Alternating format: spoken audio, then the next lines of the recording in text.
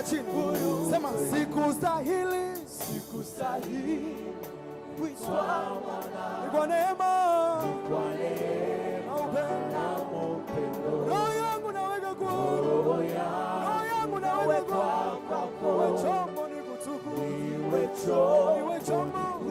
Mimi sikustahili mimi. Sikustahili kuitwa mwana. Baba ya. Ni kwa neema na upendo. Roho yangu iko disponible kwako. Roho yangu na mwili wangu. Nafsi yangu naweka vikutukuze. Iwe chombo. Sema sikustahili mimi kijana. Sikustahili kuitwa mwana. Kuitwa mwana wako. Ni kwa neema huruma tu. na upendo. Ndio maana nakupatia roho yangu naweka kwako. Iwe chombo nikutukuze. Gharama yangu kachukua. Niko huru kweli. Gharama yangu kachukua. Niko huru. Fungua kinywa chako useme asante. Fungua kinywa chako mwambie Mungu asante. Tunakuinua Yesu kwa sababu ni neema kuu tumepata. Wewe peke yako ulikubali heshima na utukufu kwa ajili yetu. Umetuonea huruma. Wewe peke yako ulikubali kuwatumia mwana wako wa pekee. Akatufia chakula tukafufuka. Tunaitangaza neema yako. Damu ilimdondoka na maji pia kakutisha maji ya uchungu. Ilikuwa tu ni kwa neema. Ulitupatia ile neema Bwana. Ndio maana sisi tunakuja magharibi ya leo. Sayuni tunashuka. Baba tunashuka. Mama vijana wanashuka. Wakikuinua, wakikusifu, wakikuabudu, wakileta sifa zao mbele zako. Usipokee Bwana, sikufikie kama manukato. Tunajiunga na wale wazee 20 uko juu mbinguni tukikushangilia, tukishangilia jina lako, tukishangilia jina lako. Asante Bwana.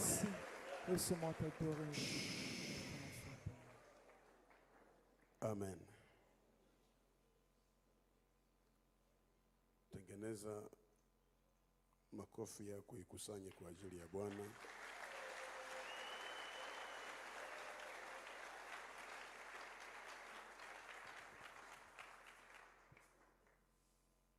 Kabla ya kuanza, tutaenda kutoa sadaka kama kawaida yetu. Vikapu vimewekwa hapa mbele.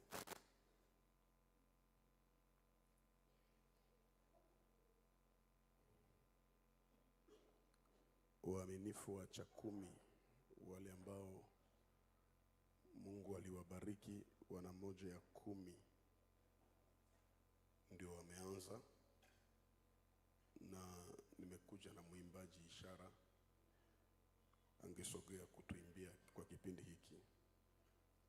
Uaminifu wa 10 ina maana kile ni kikapu cha 10.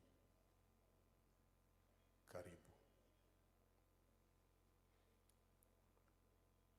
Ukiwa mgeni mwa hii kanisa hautaelewa, lakini wale ambao tulianza nao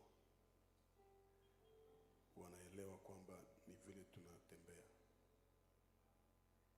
Mungu abariki 10 chako.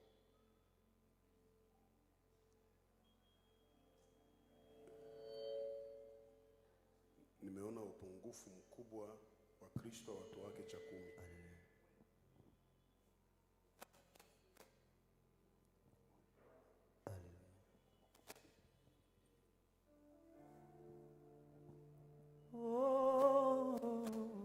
Karibu kwa sadaka sote kwa pamoja. Hallelujah. Karibu kwa sadaka zako, karibu haraka haraka. Merci Saint-Esprit pour ce moment.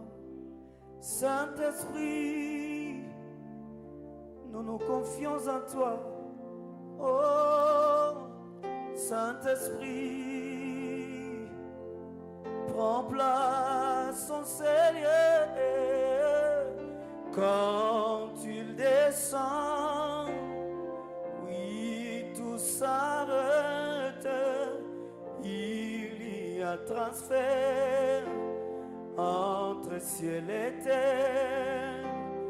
Quand il descend, l'atmosphère change, il y a transfert entre ciel et terre. Quand il descend, oui, tout s'arrête, il y a transfert entre ciel et terre. Quand il descend, l'atmosphère change, il y a transfert entre ciel et terre. Le Saint-Esprit est là. Le Saint-Esprit est là. Le maladie s'enfuit, les aveugles voient, le paralytique saute de joie. Les stériles enfantent, les sourds entendent, par sa puissance, les maladies, les aveugles voient, oh, les paralytiques sautent de joie. Les stériles enfantent, les sourds entendent, par sa puissance. Oh, Tusimame kwa miguu miwili. Les maladies s'enfuient. Tu peux lever tes deux mains haut. Les aveugles voient. Oh, les paralytiques.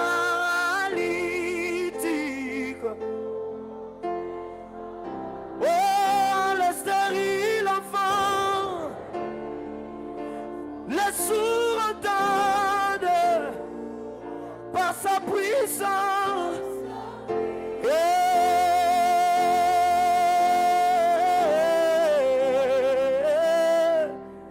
Alingi aroni mwangu kanipa kutulia, kaniambia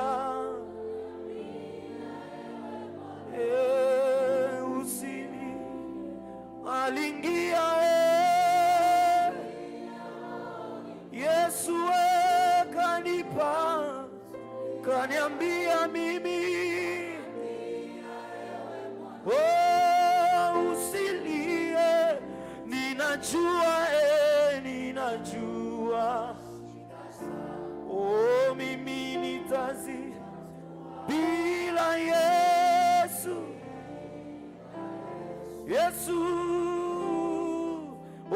bila Yesu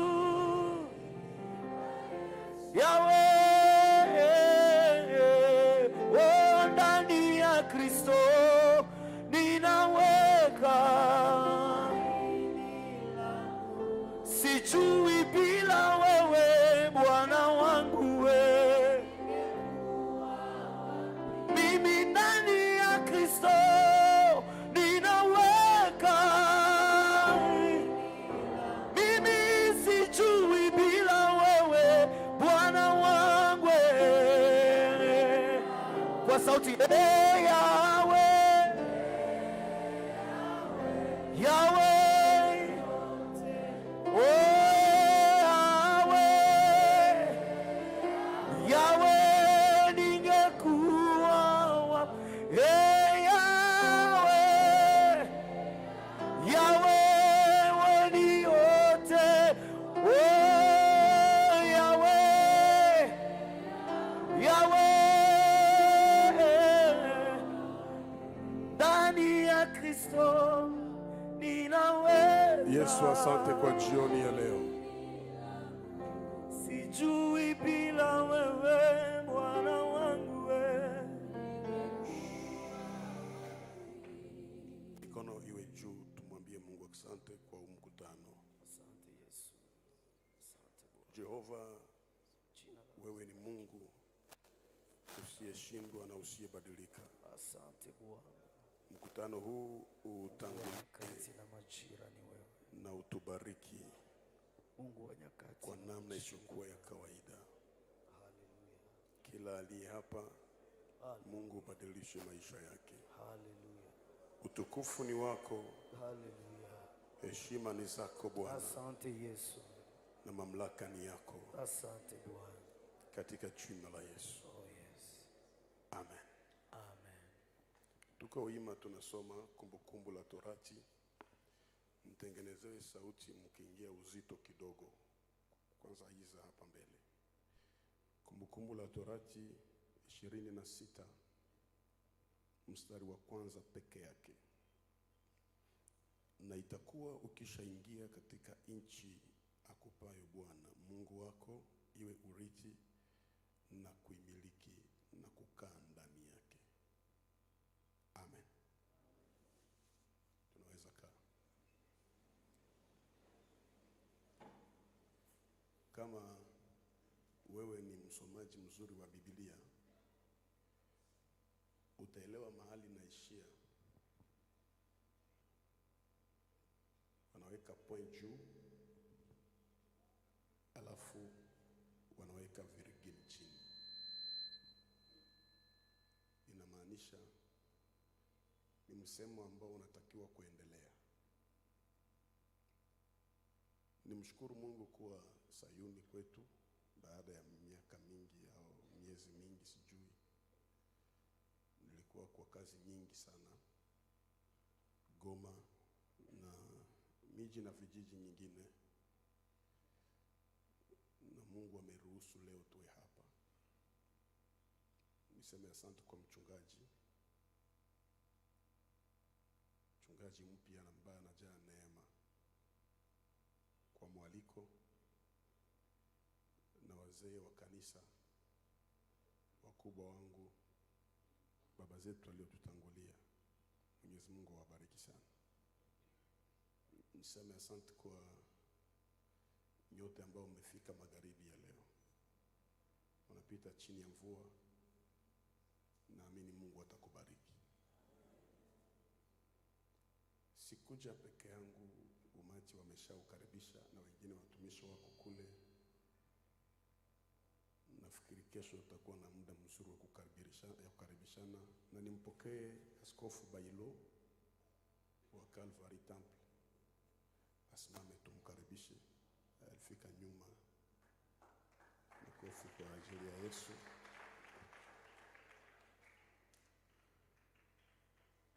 Ukiwa Bukavu usiache kuombea Goma. Somo ninalo leo magharibi. Usisumbuke, sauti iko sawa, ushushe kidogo, sauti ni vizuri. Somo letu linasema akisha kukubariki Mungu sikia. Wakati Mungu atajibu maombi yako, wakati Mungu atakupa unachokihitaji, wakati Mungu atatimiza zile ndoto alizozisema kwa ajili yako, somo inasema sikia. Hakikisha unawasalimu watu 5, waambie akisha kukubariki Mungu sikia.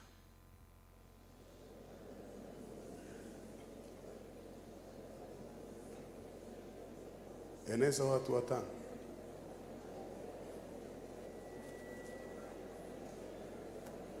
Si leo ni siku ya 5? Leo siku ya 4. Akisha kukubariki Mungu sikia. Hii ndio somo ambao nitapekua kwa hizi siku 2.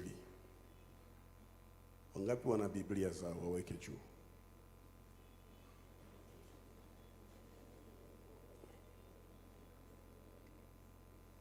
Tuko wengi sana, lakini Biblia ni ndogo.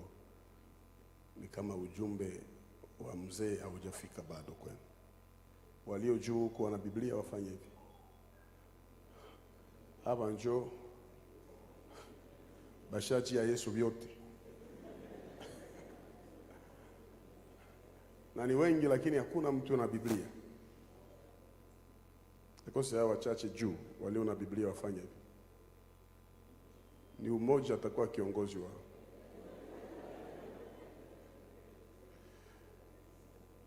Na sikitika kutokumuona baba shujaa wa Injili kwenye madhabahu hayupo hapa. Kukua kwake ni ujumbe na kutokuwa kwake ni ujumbe. Kama mpenda kanisa anaweza kosa kanisa. Manaki mimi na wewe kuna siku hatutakuwa. Na lazima kujiandaa vizuri ili Mungu atusaidie. Akisha kukubariki Mungu, usikia. Uhakika ninao kwamba Mungu ana uwezo wa kusikia maombi. Kama kunaweza kuwa muombaji, manake kuna yule anayesikia. Na Bwana akisikia, itika wala ukatae, Mungu anajibu walio wake. Viko vitu unavitafuta sana, unavikosa miaka ya kutosha. Na unavikosa na unafikiri itaishia hapo tu. Lakini nakuja kukwambia ukweli magharibi ya leo. Mungu akae katika deni ya mtu. Mungu hujibu na Mungu hubariki alichokisema. Inaweza ikachukue muda. Wenda wanadamu wanaweza kuambia we utakufa hivyo. Lakini unayemuomba, unayemtumikia ni mwaminifu. Na hakuna mtu anaweza kumtegemea Mungu na afezeke. Au mtegemee Mungu na wende mnyumba za wafumu, hawezi ongeza sukari muasali. Utamu wa Mungu unatosha. Inaweza kuwa haujapata ulichokisema kwa Mungu, lakini amekupa kwanza utangulizi, na kile alichokupa ni kizuri kuliko unachokiomba. Ndoa, baraka, nyumba, kila kitu haishinde pumzi unayo.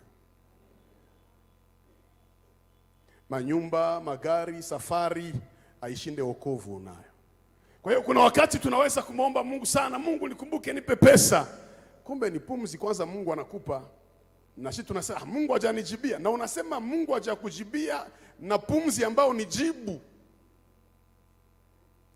Aliye kaburini hahitaji nyumba, hahitaji gari.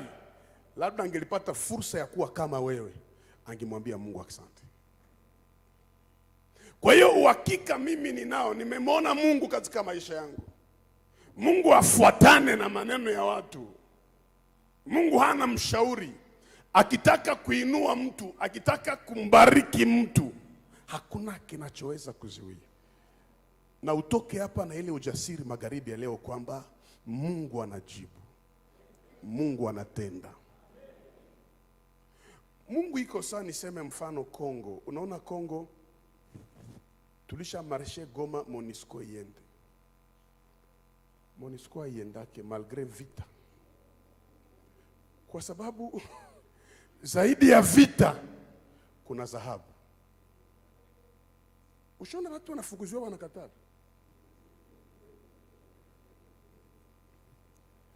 Na Mungu ni vile ataba Kristo wanalialia, oh Mungu anikumbuke, maisha yangu ni ya mazarao, makanisa ikosake watu. Kuko kitu.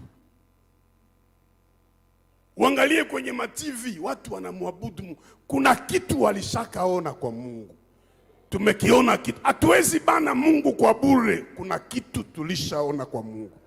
Lakini somo inasema akisha kukubariki Mungu, sikia. Ina maana gani? Ina maana baraka Mungu alikupa, yeye alisikia maombi yako. Lakini baada ya yeye kukupa baraka yoyote ile, ni turu yako ya kumsikiliza. Kwa tafsiri nyingine,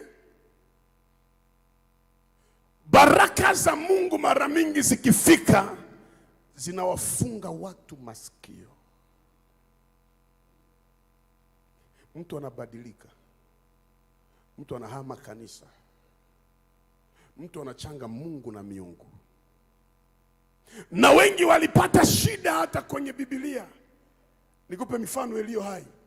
Kuna mtu tunamjua kwa Yohana sura 5. Aligonjwa miaka 38, 38.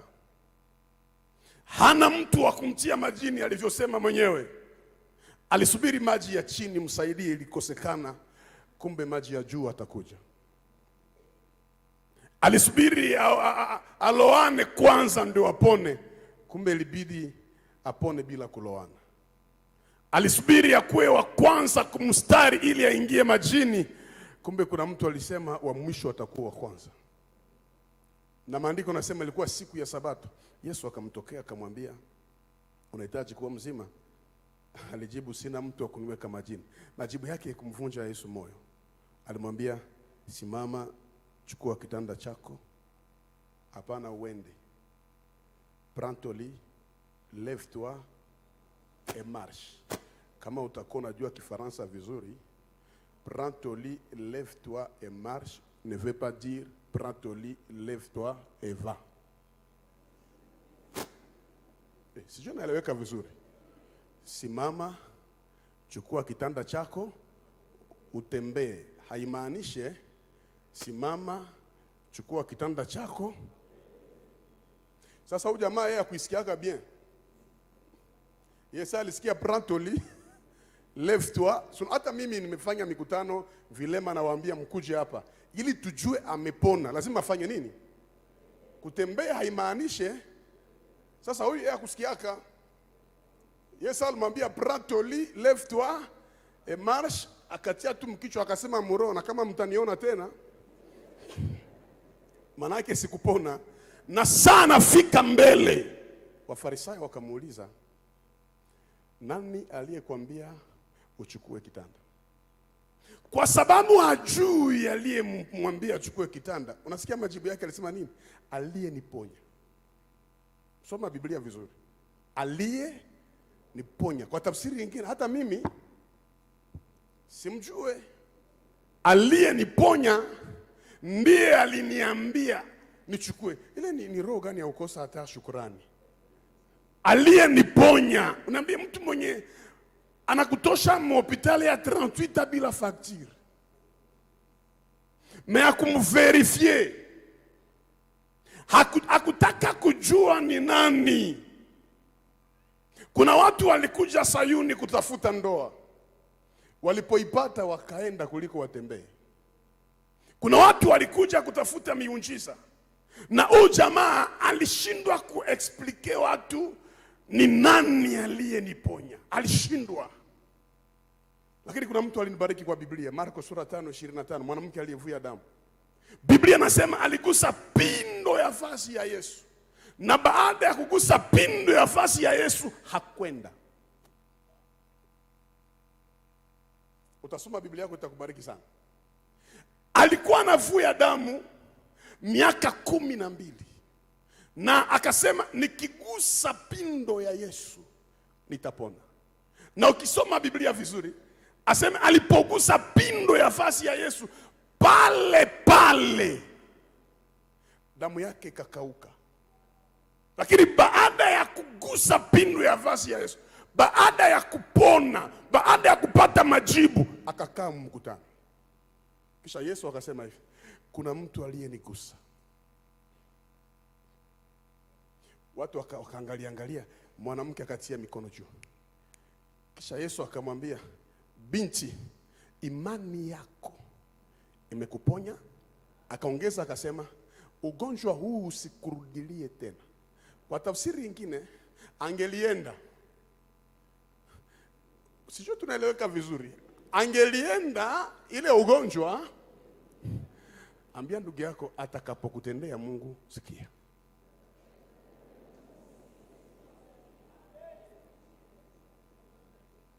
Manake tunapenda mara mingi sana atupe na twende,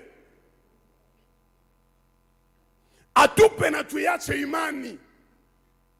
Kumbe utendaji wa Mungu haushinde mausia ya Mungu. Mfano wa pili ambao ni mteketeke sana, Pastor Joshua Kuya, ukamate mfano ambao utakusaidia. Panda tu hapo, utumie utaratibu.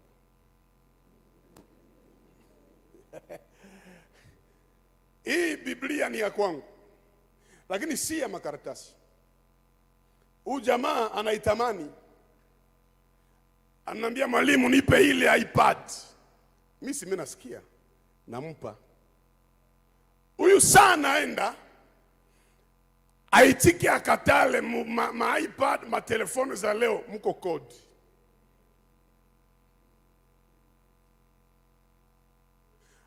Atakapofika nyumbani kwake atatamani afanye nini? Atakuta nini? Atakuwa na besoin yangu. Baraka zote Mungu alikupa zinakuwaka na kodi. Unaona ule bwana Mungu anambia Mungu akupa, alikupa haya mechimanuka iko amo kodi. Unahitaji Mungu akupe mwanamke, ule mwanamke iko amo kodi. Mimi nakuhakikishia haumuyue.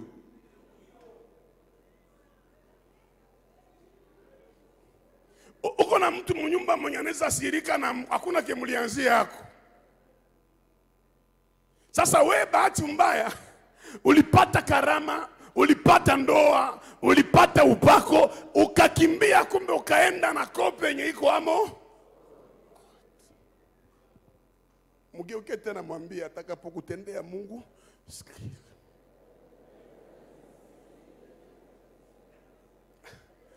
Na niko na makofi kwa ajili ya Yesu.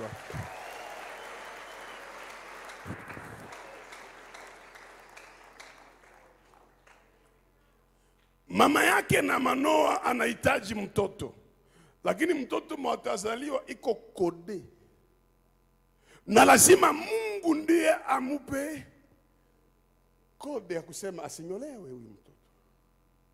Sasa kama nisafikia kipindi mimi nampatia hii iPad anaenda nayo na sikumpatia kode, si vitu vinaharibika tu. Jogi si mko hapa, watu wengi wiko vile. Mungu alishamtendea zamani. Mimi unaangalia sasa, bunyumba inakutesa, batoto wanakutesa, huduma inakutesa, na unaanza jiuliza ni Mungu alinipa wala haiko Mungu. Manake ulipata kitu kenye we peke haujui utakitumikisha namna gani. Ndio nasikia mtu anasema pale mtu angeole wako mwenye ngibaki haka vile kuliko nilikuwa na kiwerewere ya hivi. Haiko kiwerewere ya vile haukutaka Mungu amdekode. Mungu akwambie hivi ndio kinakuwaka, hivi ndio kinakuwaka. Akisirika hivi unafanya hivi. Mungu anakupa huduma. Sikia. Mungu anakupa kazi ya mikono. Sikia. Manake baraka za kupata ndoa, maombi ya kupata ndoa ni machache kuliko maombi ya kuichunga. Bidii ya kupata huduma ni chache sana kuliko mafunzo ya kuichunga huduma. Na Bwana anambia Israeli, mtakapoingia katika nchi yenu ambao mmeahidiwa, mtakapoanza kurithi na kumiliki, anaweka double point. Na ile double point ndio mimi ilikanipatia virgule ya kusema sikia. Mungu anakamata Adamu, anampatia mwanamke. Sogea hapa tu ni mfano. Anampatia Eva. Eva kinaanza, Adamu anaanza, sasa huyu ni mke wa usijue mfupa yangu, nyama ya nyama yangu. Ima recitation yote haina maana mkuple. Kuna neno inafuata inasema mwanamke utaishi naye kwa nini? Sasa yeye anaishi mapoeme.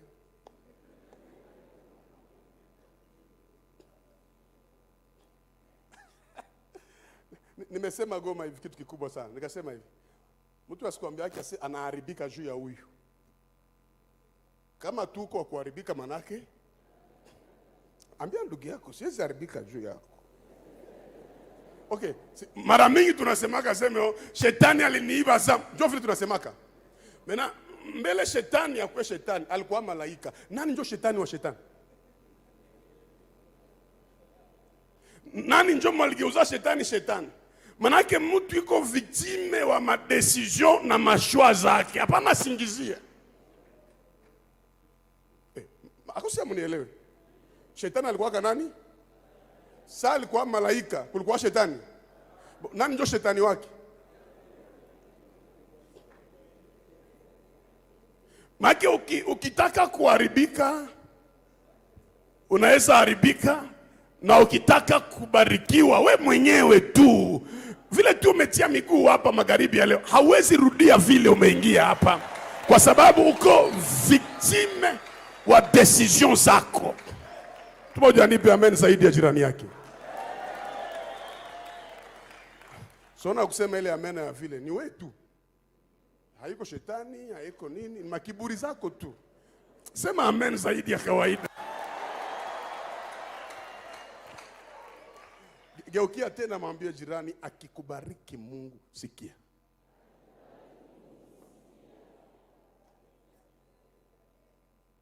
Fanya hivi. Kwa nini tumsikilize Mungu? Ni kwa maana Mungu hawezi kukupatia kitu ambacho hakifuatiliwe na mausia fulani.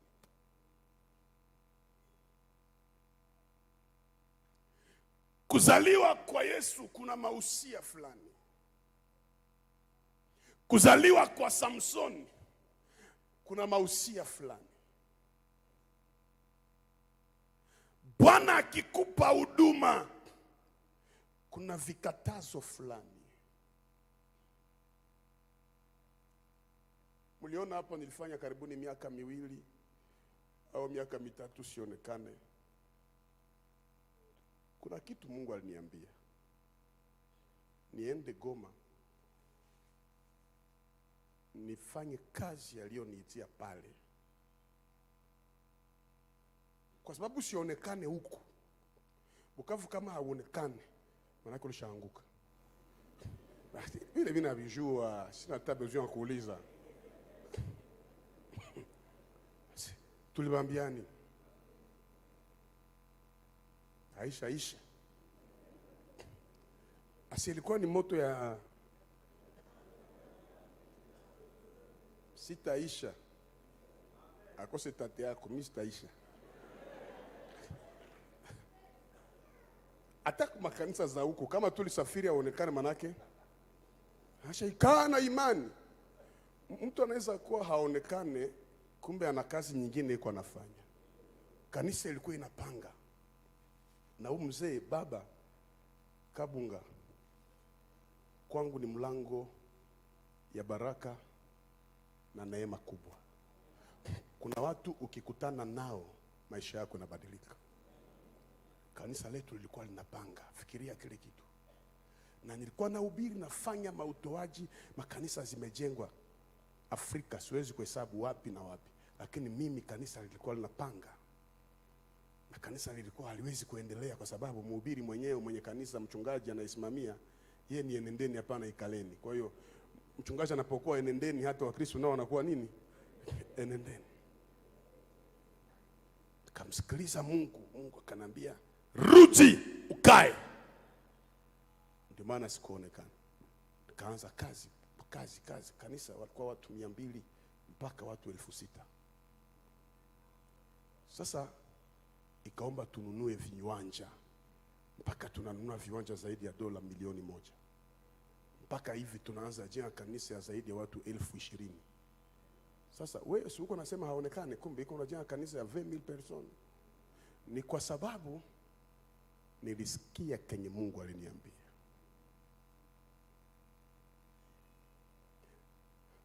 Haiko uchawi, haiko wizi, lakini ukimsikiliza Mungu dunia itakushangaa. Mambo ya kiroho, il y a des choses qu'on ne peut pas expliquer. Ukitembea na Mungu kuna vitu yenye mwanadamu mwenzako hana cerveau ya kukomprendre kenye Mungu alikutendea. Parce que mwanadamu cerveau yake iko limité. Bon, nipatie exemple, Maria iko na mimba, anaambia Yusufu hii mimba ni ya Mungu. Unaona kama vitu vinataribika hapa. Asema Yusufu akanyamaza. Na akaenda kunyumba akasema ufia natani pitako. Mbiblia Mungu yepe kijana anasema usikamate mke wa mwenzako. Mbiblia Mungu yope. Sasa bikira anaweza kuwa na mimba ya Mungu wae. Aseme akataka kukimbia kwa siri. Mungu mwenye mimba yepeke. Akafika akambia Yusufu mundoto, usikimbie mimbani yangu. Angalia, acha kujitetea kwa watu, babaki na kenye wanajua, lakini Mungu yepeke.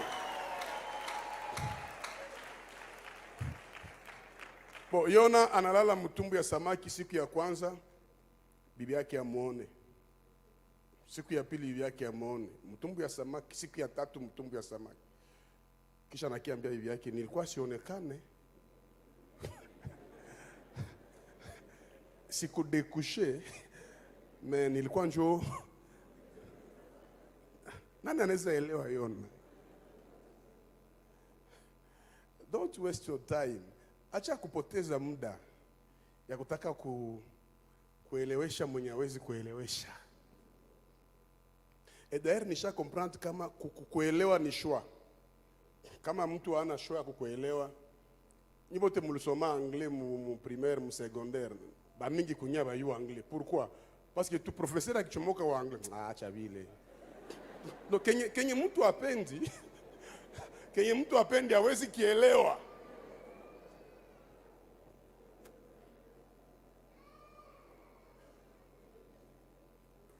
Mtu mmoja kwa hapa nipe amen zaidi ya jirani yake. Cha kwanza, sikiliza Mungu aliyekupa. Kwa sababu ukipata baraka za Mungu bila kumsikia, unapata sumu ya kukuua kesho.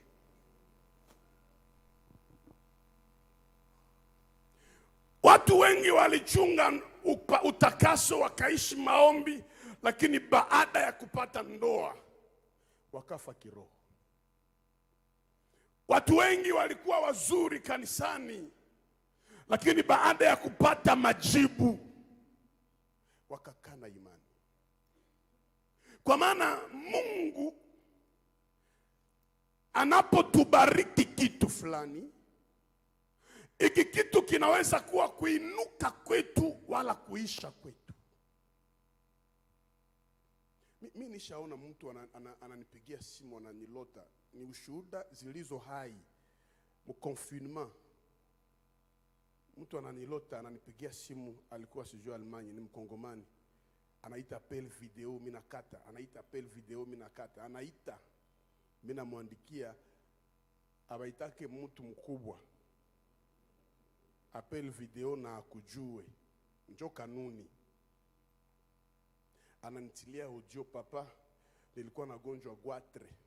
Nilikuona mundoto na kia niombea. Gwatre ilipotea asubuhi. Na Mungu ananiambia pesa yote yenye iko mkonti nikutumie na. Nikamwambia niite ku video.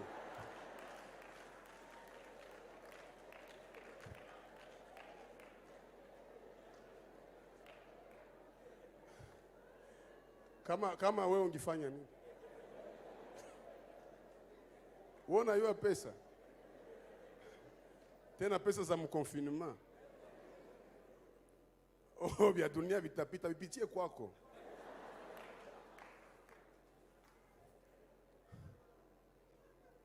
Akaniita ku video.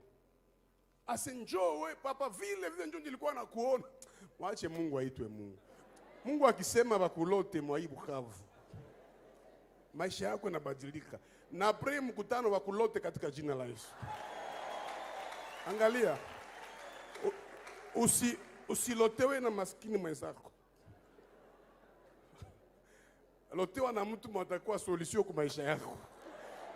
Juko na mtu mwanakuletea mandoto ni za kukufa tu. Ni lote kwa msereke. Hawezi nilotea vya mzuri. Asi papa nipatie jina yako, numero sijue ya banki, konti yako, nikatuma. Na uhakikishia sitaki niseme monta. Kwa sababu maadui ni wengi. Pesa alizonitumia ni ya kwanza niligusa maisha yangu. Haiko 10,000, haiko 20,000, haiko 30,000. Sitaki niseme juu msikie nilomba zishaka isha.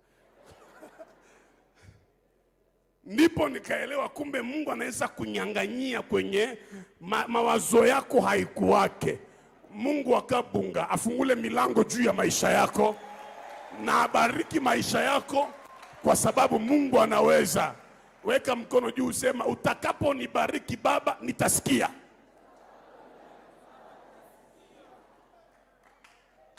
Fanya hivi. Kanisa inapata magumu sana kwa sababu haina wakati ya kusikiliza Mungu. Kuna makanisa unaweza ingia wanaimba nyimbo 8, mhubiri kuna 20 minutes. Hapo mwanzo kulikuwa nyimbo. Hapo mwanzo kulikuwa. Siseme hapa, mimi nasema makanisa zingine.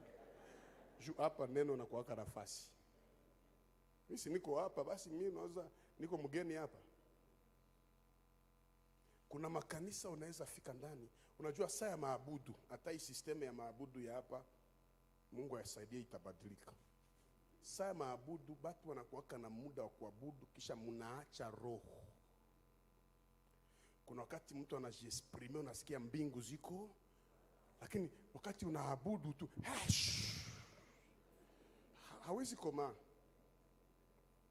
Maabudu ina nguvu kushinda maombi. Hakuna mtu aseme amen vizuri. Nilisema zamani ukiomba Mungu anasukuma malaika akusaidie. Daniel alifanya makosa akaomba 21 days, siku 21. Mungu alisukuma nani? Malaika, na malaika akafungwa angani. Lakini Daniel angeabudu, Mungu asukumake malaika kumaabudu, Mungu anashukaka yeye peke kumaabudu na anakia tendea taifa lake. Kwa hiyo tunapoabudu Mungu tumwachie muda ya kushuka. Maombi makubwa zaidi haiko maombi ya kutomboka. Kuna watu wanaomba maombi ya ukosada. Uko wapi? Iko sali acha Mungu panzi. Na mwingine kuna sema na utashuka. Unamu huko naambia vile.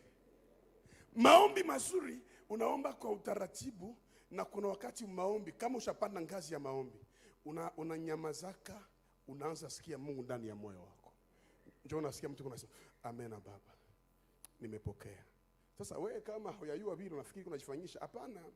Maombi ni mtu kuongea na baba yake.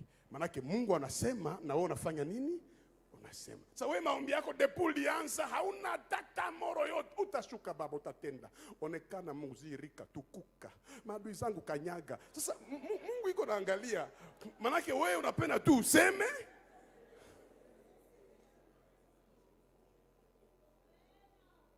Sikiliza Mungu. Tafuta kujua mbyenye uko napitia Mungu anasema nini. Nini mawazo ya Mungu? Jambo la pili, sikiliza walio kutangulia mwa ile domaine. Usikombatre mtu mwenye pase yake njo fitire yako. Mwenye anakutangulia mu domaine fulani anaimetrize kukushinda wewe. Ukipata ile fasi, tafuta ule mtu muulize. Unaona kwa nini mandoa zinashinda vijana wa hii siku? Ni kwa sababu biko nafikiri ndoa na maseri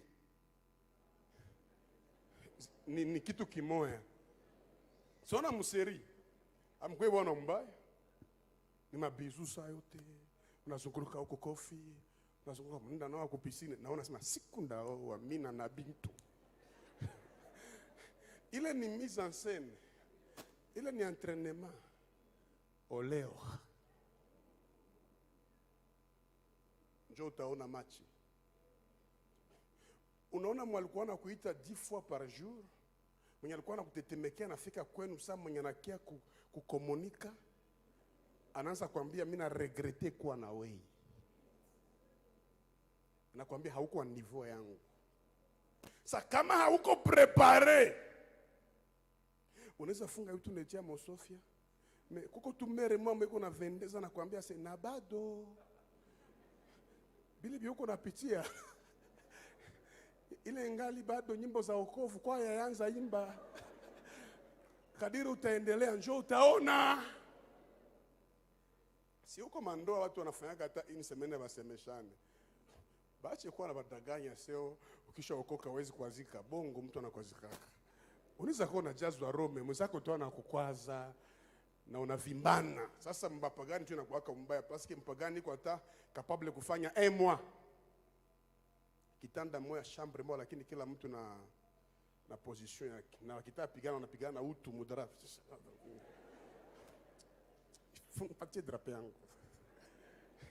Tena unaambia mko moi msemeshane kisha mwenzako apite na kisu mbele yako iko na enoa na iko na imba dunia maua. Unajiulizaka hii kisu itaishia wapi? Kuko nyumba za vile. Unafikiri mwenzako mwenye yuko 20 mfuae manake ni ratu. Manake kila siku tu ni kuko wakati mundoa yenye amonge yake. Munalipishana kafaranga yangu. Depuli kama tako ya nuru. Na mko nyumba moja. Hii vitu ya huduma usizani utasifiwa na watu kila siku. Kuna watu utatendea mema, unahubiri, unawafanyia kila kitu. Kesho ukinenepa wanaanza nyotana mkanisa kimwili afungake kimwili. Kumbe ni mwili tu ndio nakuya. Sasa kama unaingia mhuduma na hakuna mwenye alikwambia unaweza pigana, mimi nakwambia unasema leo ndabashukia pale. Kama hauna roho ya kuandaliwa, hakuna kazi ya nguvu sana kumtumikia Mungu. Lazima waliokutangulia wakwambie. Mtu anakuambia unaona wewe uko nacheka na anaweza cheka na wewe na ni mchimbi. Fanya hangi. Tembea hivi na Mungu atakuepusha. Ndio somo yetu atakapokubariki Mungu sikia. Mungu atubariki tusimame.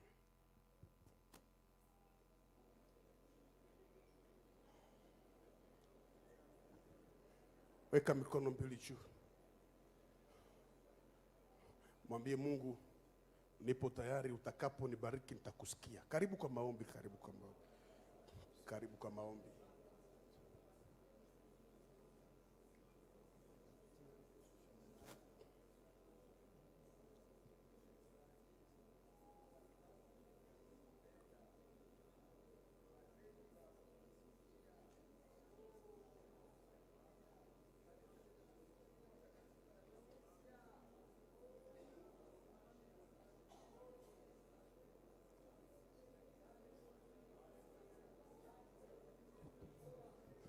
Omba zaidi ya jirani yako, omba zaidi ya jirani yako.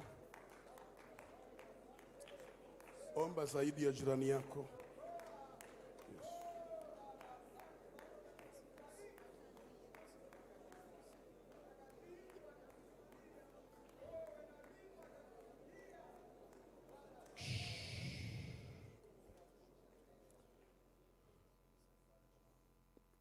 Unaona mpaka nyuma watu wanajaa. Ni kwa sababu kuna watu walichelewa. Na wale ambao walichelewa hawakutoa sadaka. Na maandiko nasema hakuna alikwenda kwa Mungu akarudi jinsi alivyokuja. Kama ulikia na sadaka hawezi rudia nayo. Na kazi ya Mungu inasema hivyo. Kikapo kiwekwe. Nilikia fanya introduction leo, kesho nitakuwa na muda wa kufundisha. Kwa hiyo ukichelewa hautakuwa nafasi, alika watu wawili. Nialike mchungaji hapa ashukuru Mungu. Tushangilie wakati askofu anasogea. Asante, tushukuru Mungu sote. Mungu Baba, asante kwa uwema wako. Asante kwa neno ambalo umeleta kwetu jioni ya leo. Baba, tumelipokea na tunaendelea kuomba acha lipate nafasi katika mioyo yetu. Asante sababu umemtumia mtumishi wako, na tunaendelea kumwombea nguvu na baraka zako. Acha mkutano wa baraka kwa kila atakayefika mahali hapa na kulipokea neno lako. Bariki mkutano ni katika jina lako naomba hivyo. Amen.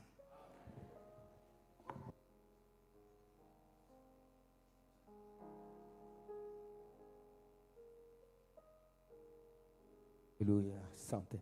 Wakati Eko unajitayarisha kutupatia pambio wimbo kidogo kwa ajili ya wale ambao hawakutoa, tunafanya matangazo yafuatayo. Kesho tunakuwa hapa tangu 15h juste, tutakuwa deja tayari hapa na Eko di Kristo. Msisabu zamu yenu, msabu.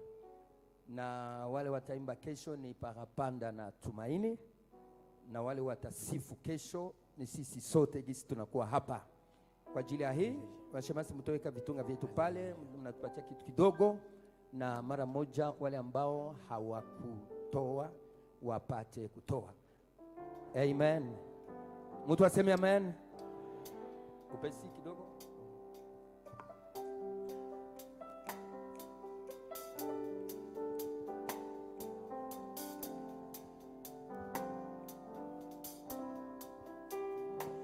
Liboso ya kitina yo toye komi bwaka tata bekati na kembo na yo toye konguma mela yo nanya kotere makolo bipayo tere miyawe yangoto kiti liboso yangu ya kek liboso ya kitina yo toye komi bwaka tata bekati na kembo toye konguma mela yo nanya kotere makolo bipayo tere miyawe yangoto kiti liboso yangu ya peke liboso ya kitina yo toye komi bwaka tata bekati na kembo toye konguma mela yo nanya kotere makolo bipayo tere miyawe yangoto kiti liboso yangu ya peke mbona yo Yahweh ozali bolingo ya solo bolamu boyo boumela seko Yahweh ondima bisolo lenge tozali tokabola bosantu bwayo. Bwana asifiwe sana. Matangazo ya kanisa ni kusema siku ya Mungu tunakuwa na kilte moja tu. Kwa hiyo usichelewe, sababu watu watakuwa wengi, alafu ufike mbele ili uhudhurie. Tunaomba wazazi ambao wanakuwa hapa, kesho siku ya 5 kunakuwa na mafundisho wa prejeni.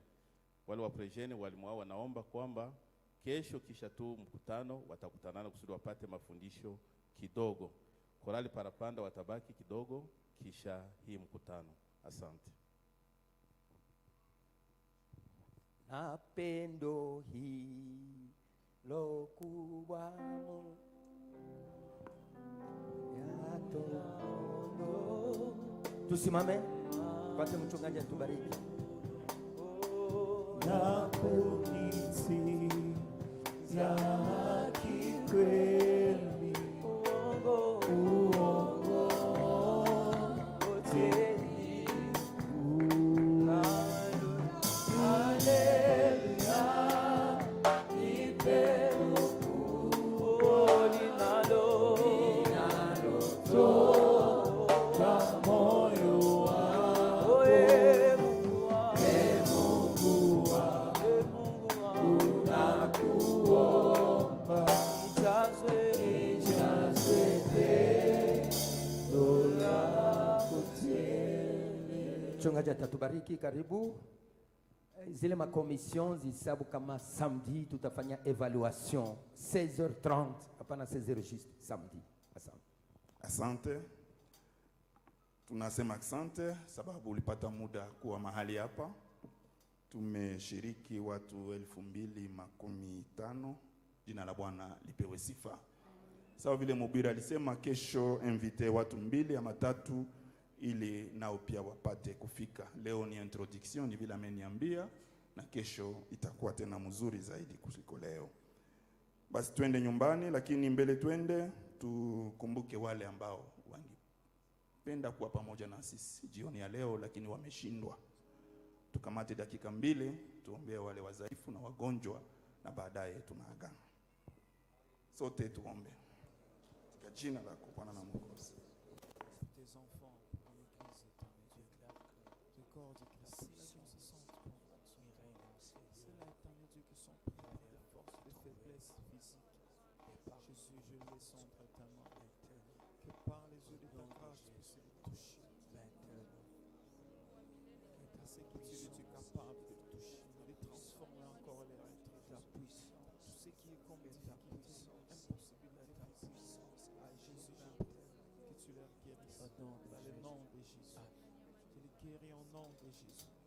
Et je prie que ta présence, que ta gloire seule puisse se répandre dans eux, afin que tes mots puissent témoigner de tes bienfaits, de tes bonheurs encore au milieu. Asante. Tunasema asante kwa mhubiri wetu wa leo, na Mungu akuzidishie na akubariki. Pendo la Mungu Baba, neema ya Bwana wetu Yesu Kristo na ushirika wa Roho Mtakatifu uende nasi sote. Amen. Karibu tena kesho na Kenze.